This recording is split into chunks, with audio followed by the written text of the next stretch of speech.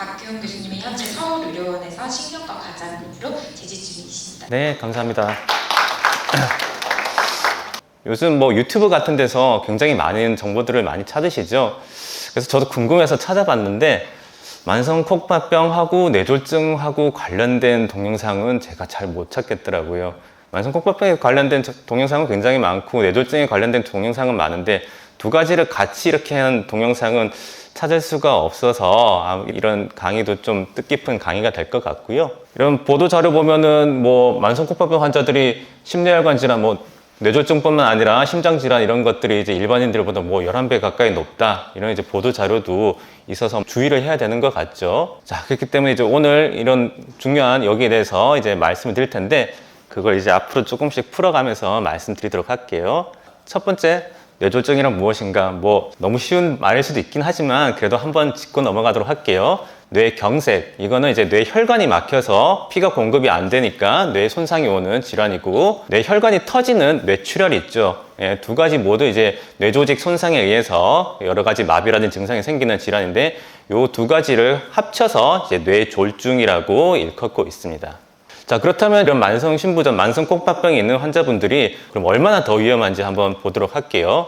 만성 신부전에서 뇌졸중이 잘 생기는지 한번 보면 이런 3단계 정도의 중등도가 있는 경우에는 뇌졸중 발생 위험이 일반인들에 비해서 한 3배 정도, 4단계면 4배, 5단계면 5배, 투석을 하시는 분들은 거의 7배 가까이. 콩팥 기능이 떨어지면 떨어질수록 뇌졸중의 위험도가 이렇게 점점점 올라갈 수가 있기 때문에 이런 단계에 있다고 하시면 특히 더 주의를 하셔야겠죠. 이런 건 외국 데이터인데 우리나라 환자분들 이렇게 모아서 봤더니 한 2,000명 정도 4년 정도 봤더니 여러 가지 심장 질환이라든지 뇌졸중과 같은 질환이 뭐 1,000명에서 연간 17.2건, 뭐 뇌경색이나 뇌출혈 같은 것도 이렇게 많이 생기고, 특히 당뇨가 있는 경우, 그리고 콩팥병 단계가 더 높을수록 더 잘 발생하는 것으로 나타나고 있었습니다. 그리고 또 특히 여기 투석하시는 분들도 있으시고 투석을 계획하시는 분들도 있으실 것 같은데, 이 뇌졸중이 혈액 투석 시작하기 전후에 특히 더 잘 생기더라고요. 보니까 투석 전에 이렇게 뇌졸중이 이 정도 있다가 투석 시작하기 전에 한두 달 전부터 이미 이렇게 뇌졸중이 급격하게 높게 발생합니다. 이게 투석을 해야 될 정도로 신체 상태가 안 좋아졌기 때문에 그거 자체가 뇌졸중을 유발한 거일 수도 있고요. 아니면 뇌졸중이 발생하신 분들이 반대로 여러 가지 폐렴이나 합병증이 생기면서 신기능이 급격하게 나빠지면서 투석을 시작해야 되는 경우들도 있거든요. 그래서 투석 시작 전에 이렇게 높아지고 투석 후에도 뇌졸중 발생이 한동안 상당히 높습니다. 이게 뒤에도 말씀드릴 텐데 투석 자체도 뇌졸중을 위험성을 더 높이는 요인들이 몇 가지가 있거든요.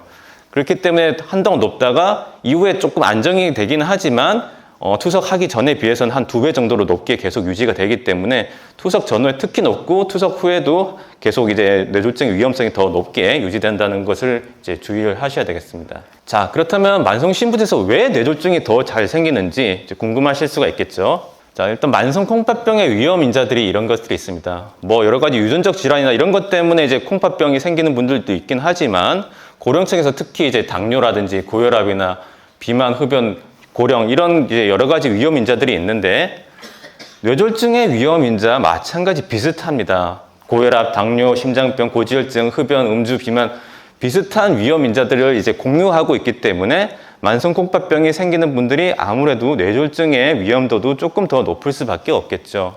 그래서 이런 위험 인자가 겹쳐 있는 것들이 많다. 근데 그것만으로 다 설명이 되느냐? 그건 아니거든요. 그래서 이런 고혈압 같은 여러 가지 혈관성 위험 인자를 전통적 위험 인자라고 한다면은 다른 유전적 요인이라든지 뭐 만성 신부전이 진행되면서 산화 스트레스, 요독증 이런 것들이 같이 겹치면서 단순히 이것만 있는 데에 비해서 만성 신부전이 있는 경우 뇌졸중이 더 잘 발생을 하게 되겠고요.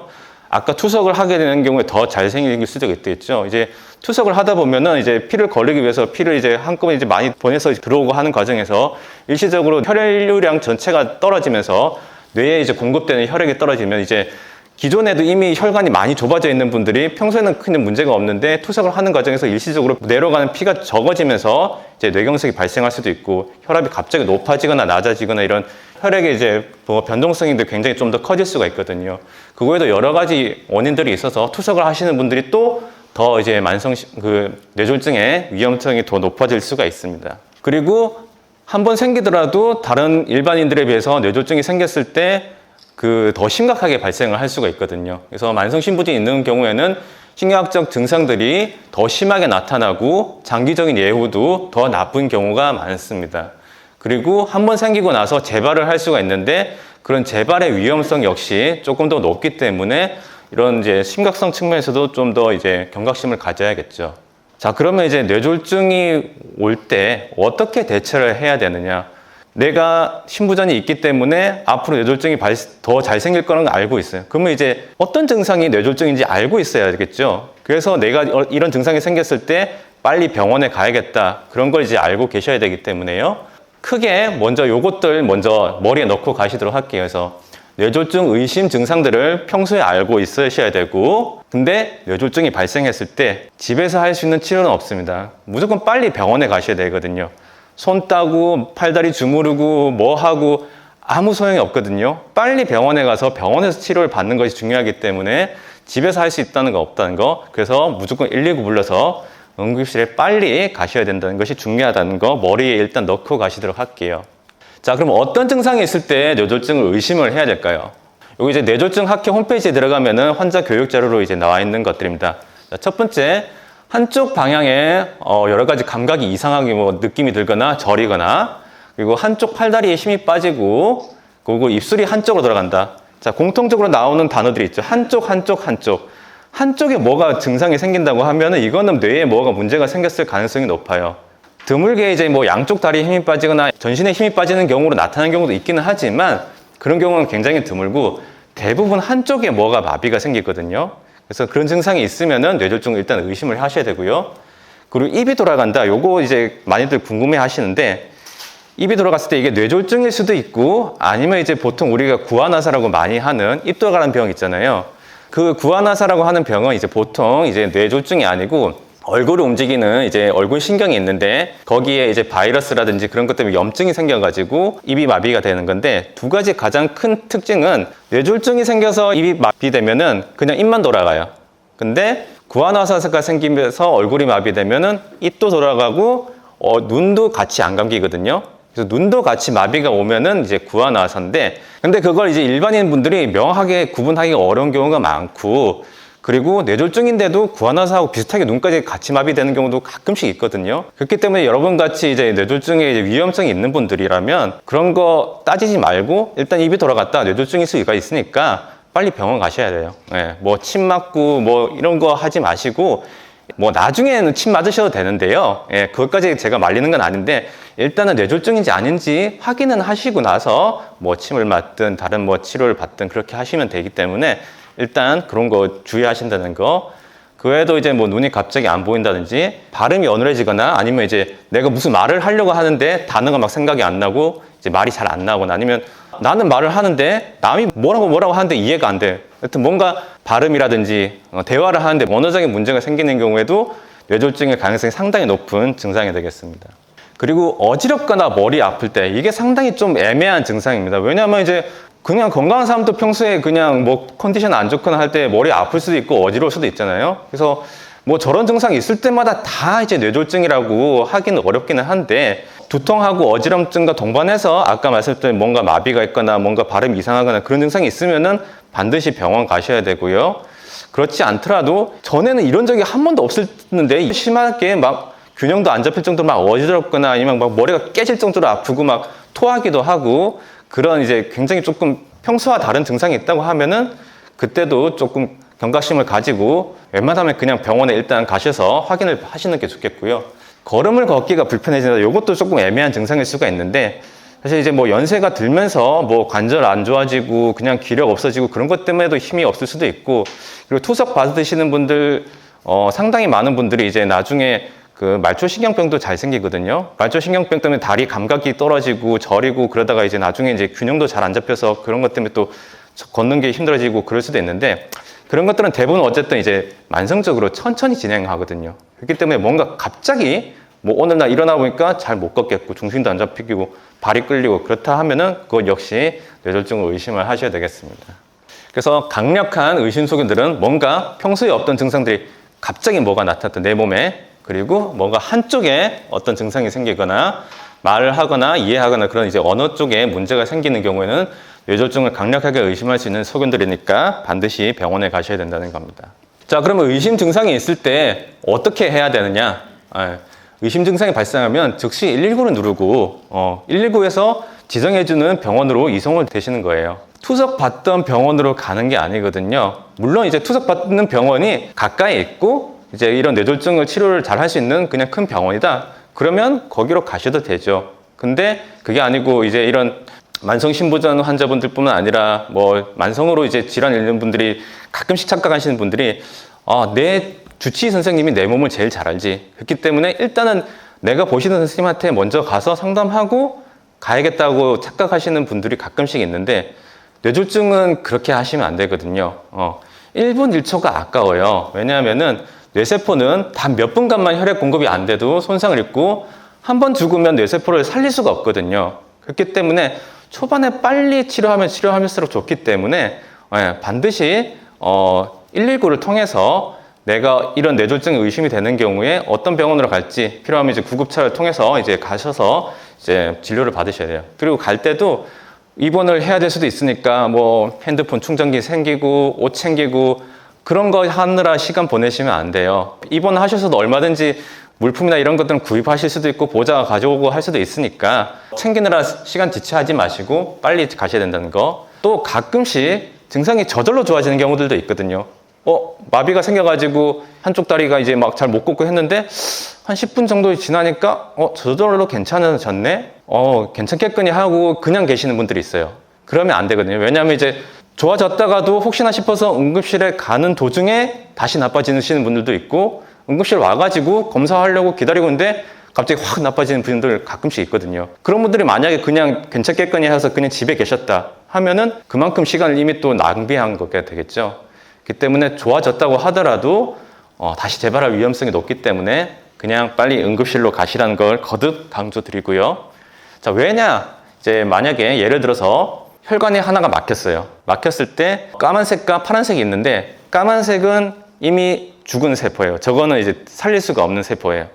근데 파란색은 빨리 치료를 해서 혈관을 뚫어주면은 살릴 수가 있는 부분이거든요. 근데 저게 시간이 지나면 지날수록 까만색이 점점 높아져서 나중에는 뭐 혈관을 아무리 뚫어봤자 이미 뇌세포가 다 죽었기 때문에 아무 소용이 없는 거예요. 그렇기 때문에 초반에 빨리 오셔야 된다. 그리고 가끔씩 또 착각하시는 게 요새 뭐 골든타임이라는 말도 이제 많이 듣다 보니까 뭐 3시간, 4시간 내에 가면 된다고 하더라. 그래가지고 아직 1시간밖에 안 됐으니까 3시간이면 2시간 여유가 있네. 그렇게 생각하시면 안 돼요. 그거는 마지노선이지 그냥 무조건 빨리 가시는 게 제일 좋아요. 몇 시간 이내면 괜찮다라는 게 아니고요. 그거는 이제 최대한 이제 혈관을 뚫을 수 있는 시간이 그 정도다라는 거지 무조건 빨리 가시면 가실수록 혈관을 뚫을 수 있는 확률도 높고 뚫었을 때 효과도 더 좋다는 거 제 말씀을 드리고 싶습니다. 자, 그래서 집에서 할 수 있는 건 없다. 그렇기 때문에 전문의가 상주하는 병원으로 빨리 이송해서 원인을 찾고 맞는 치료를 해야 되고 혈관을 뚫는 약이나 시술은 일정 시간이 경과하면 수행할 수가 없고 빠르면 빠를수록 유리하기 때문에 빨리 가시라고 이제 말씀을 드리고 싶습니다. 자, 그럼 뇌졸중을 예방하기 위해 무엇을 해야 되느냐? 좀 너무 전문적인 이야기는 최대한 이제 배제를 하려고 하는데 요건 이제 국제 신장병 가이드라인 기구라는 곳에서 이제 정기적으로 여러 가지 이제 권고를 하는데 거기서 이제 뇌졸중과 관련된 이제 권고 사항이 있어서 그걸 이제 조금 정리를 해봤고요. 자, 뇌졸중의 예방은 크게 2가지가 있습니다. 1차 예방과 2차 예방이 있는데 1차 예방이란 건 뇌졸중이 아직 안 생긴 분들이 앞으로도 안 생기기 위해서 예방을 하는 게 1차 예방이고요. 2차 예방은 이미 뇌졸중이 왔어요. 근데 또 재발을 할 수가 있기 때문에 재발을 막기 위해 예방하는 것을 2차 예방이라고 이제 부를 수가 있습니다. 자, 1차 예방, 이제 뇌졸중이 아직 안 오신 분들을 예방하기 위해서 우선 생활습관 조절 가장 중요하죠. 뭐 식습관이라든지 금연하고 일반적인 우리가 이제 건강 상실학으로 알고 있는 것들 그런 것들 이제 특히 뭐 신부전 일으키신 분들은 뭐 담당 선생님들한테 귀에 딱지가 않도록 이제 많이 들으셨을 거예요. 그런 것들 당연히 지켜주셔야 되고요. 자, 아스피린 먹어야 되느냐 이거 이제 많이들 궁금해 하세요. 자, 일단은 그냥 만성 신부전이 있다고 해서 그냥 뇌졸중을 방지하기 위해서 아스피린을 먹는 거는 일단은 근거는 없습니다. 왜냐하면은 아스피린과 같은 항혈전제를 먹으면은 뇌경색을 예방하는 효과는 분명히 있어요. 근데 반대로 뇌출혈이라든지 위장관 출혈이라든지 피가 터지는 질환의 위험성도 같이 올라가거든요. 근데 이런 부작용의 위험성하고 예방 효과를 이제 경중을 따졌을 때 부작용 위험성보다 얻을 수 있는 약이 월등하게 높아야 이제 그런 약을 먹으라고 권고를 하는데, 그냥 단순히 만성 신부전이 있는 분들이 아스피린을 먹었을 때 그런 출혈의 위험성에 비해서 예방 효과가 월등히 높냐, 그런 근거가 아직 없거든요.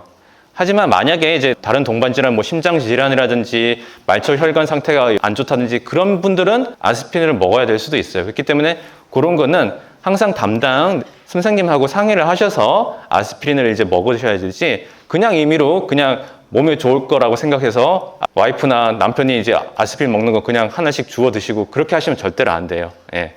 그렇게 하시면 안 되고, 뭐 심방세동이 있는 분들은 이제 항응고제, 투석하시는 분들은 또 많이 드시는 것 같은데 그런 항응고제 같은 게 필요할 수도 있고요. 고지혈증 약은 일단 50세 이상이고 만성신부제 있는 경우에는 이제 사용이 권고가 되는데, 투석을 하시는 분들은 이제 고지혈증 약의 효과가 많이 감소를 한다고 해요. 그래서 사용을 안 하시던 분들이 굳이 일부러 드시는 것이 권고되지는 않는데, 기존에 사용하고 있던 분들은 그냥 드시면 된다고 돼 있고요.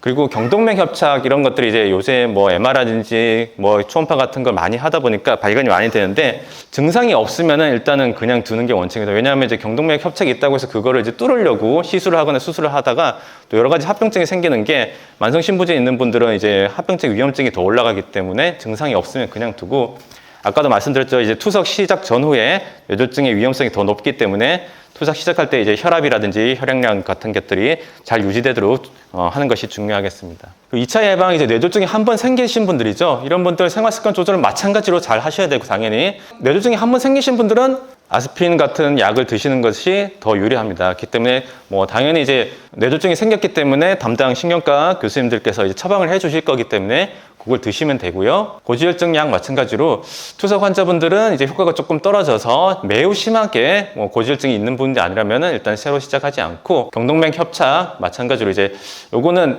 투석하지 않는 분들은 이제 중등도 이상, 그러니까 한 50% 이상 협착이 진행된 경우에는 그 뚫는 거를 할 수도 있는데, 투석을 받는 분들은 이제 합병증이 굉장히 가능성이 높아서 너무 심하게 협착이 돼 있거나 이게 앞으로도 이제 더 재발 같은 게 위험성이 굉장히 높다고 생각되는 경우면 선별적으로 이제 시행을 하게 되겠습니다. 자, 그리고 또 많이들 물어보시는 게 건강검진 차원에서 뇌사진 찍어야 되는지, 뭘 찍어야 되는지 또 궁금해 하시는 분들이 많으실 것 같아서 이거 준비해 봤는데요. 일단 정답은 없습니다. 이게 그냥 건강검진 차원에서 이제 딱 국가에서 공고를 하는 건 아니거든요. 그다음에 이게 꼭 찍어 봐야 되는지, 뭐 한 번 찍으면 또 뭐 얼마 있다가 또 찍어야 되는지 정답은 없습니다. 그렇기 때문에 제가 그거에 대한 답을 드릴 수는 없고요. 담당 선생님하고 상의하에 뭐 사진을 찍으셔도 되고, 아니면 정말 내가 어떤 이런 거 걱정이 된다 하시면 건강검진 프로그램 같은 거 받으시면서 뇌 사진 같이 찍으셔도 되는데, 그럴 때 한 가지 또 고려해야 될 거는 그냥 뇌 사진만 찍어서는 뇌졸중 위험성 이런 걸 평가를 할 수가 없거든요. 그냥 뇌 MRI, 뇌 CT만 돼 있는데 알고 보니까 혈관을 안 찍는 사진인 경우가 많거든요. 그런 경우는 아무 의미가 없죠. 혈관이 지금 어느 정도로 좁아져 있는지 어디가 막혀 있는지 그런 걸 알 수가 없기 때문에 혈관이 포함되어 있는 사진을 찍으셔야 되고, 그리고 만성신부전 환자분들 이제 조영제 사용 고려를 해야 되는 게, 조영제를 사용을 했을 때 이게 신장 독성이 나타날 수가 있는데, 그런 게 예전에는 그게 굉장히 이제 위험성이 높다고 알려졌던 것들이 조금은 과장됐다고 이제 최근에는 말들이 나오긴 하지만, 말기신부전이라든지 투석 받는 분들은 가급적이면 이제 조영제를 사용하지 않는 것을 권고하기 때문에, 그럼 건강검진 차원에서 만약에 사진 찍을 때는 가급적이면 조영제를 안 사용하는 게 좋겠죠. 그런 것들을 고려를 해야 되는데, 첫 번째 일단 MRI가 있는데, MRI가 있고 MRA가 있죠. 요것도 요새는 많이 아시는 것 같은데, MRA를 찍어야 혈관을 찍습니다. 그렇기 때문에 그냥 MRI만 찍으면은 그냥 뇌만 찍을 수가 있기 때문에 MRA가 있는 사진을 찍으셔야 혈관을 볼 수가 있고요. 그리고 MRA를 찍을 때도 이제 조영제를 쓸 수도 있고 안 쓸 수도 있는데, 조영제를 사용하면은 이렇게 이제 경동맥부터 머리 안에 있는 혈관까지 전체적으로 조금 더 또렷하게 찍을 수 있다는 장점이 있기는 한데, 일단 일반적인 건강검진에서는 또 조영제를 안 사용하는 경우도 많고, 그리고 가급적이면 신부전 환자분들은 이제 조영제를 좀 피하시는 게 더 좋기 때문에 조영제를 사용하지 않고 찍을 수가 있는데, 이 조영제를 사용하지 않고 찍으면 대개 이렇게 머리 안의 혈관하고 경동맥하고 따로 찍거든요. 근데 이거를 그냥 MRA라고 봤는데 그냥 머리 안의 혈관만 찍는 경우들도 있거든요. 그때 이제 경동맥까지 같이 찍는 MRA인지도 확인을 하고 찍으셔야 하는 게, 머리 안의 혈관보다도 오히려 이제 경동맥의 상태가 어떤지가 더 중요한 경우가 많기 때문에 둘 개 다 같이 포함되어 있는 검사인지도 확인을 하고 찍어 보시는 것이 좋겠습니다. 그렇기 때문에 MRI, MRA는 조영제 없이 머리 안의 혈관, 경동맥을 모두 평가 가능한 이제 검사고, 방사선도 안 쪼이죠. 그런 장점이 있는데, 다만 이제 그냥 검진 차원에서 검사를 하면 급여가 안 되기 때문에 거의 혈관까지 다 찍으면 100만 원 이상 좀 높은 비용이 들 수 있다는 그런 단점이 있겠습니다. 다음은 CT인데, 가끔씩 건강검진에서 그냥 요 머리 CT만 달랑 찍으신 분들이 있는데 진짜 의미 없거든요. 이런 건 진짜 찍으실 필요가 없고요. 그리고 이제 혈관까지 찍은 되는데, CT가 오히려 MRI보다도 혈관은 해상도가 더 높아요. 그래서 뇌동맥류 혈관가리 같은 것도 좀 더 명확하게 보이고 그런 장점이 있기는 한데, 일단 CT는 조영제를 사용하지 않으면 혈관을 못 찍어요. 그렇기 때문에 조영제를 사용해야 되기 때문에 만성신부전 분들이 이제 CT로 혈관 찍는 건 조금 관론하고 방사선도 쬐야 된다는 이제 단점들이 있습니다.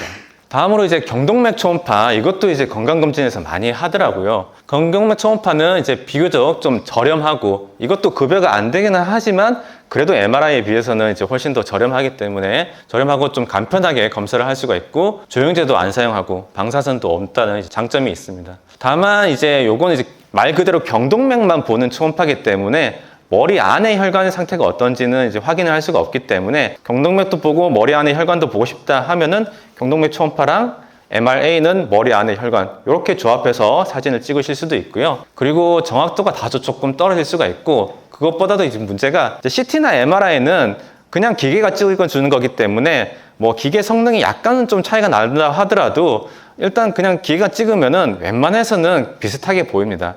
근데 이거는 초음파는 누가 하느냐에 따라서 굉장히 달라지거든요. 엉뚱한데 이 초음파 갖다 대고 뭐 앞만 찾아봐야 아무 이유가 없기 때문에, 이게 좀 숙달된 사람이 이제 해야 검사가 정확하게 나오기 때문에 좀 검증된 기관에서 검사를 하셔야 이걸 정확하게 알 수 있다. 뭐 환자분들이 어디가 뭐 검증된 곳이냐 이제 판단하시기는 어렵죠. 그렇긴 하지만 뭐 그래서 다니시던 병원 의사 선생님께 뭐 추천을 받으시든지 해서 선별된 곳에서 검사를 하시는 것이 좋겠습니다.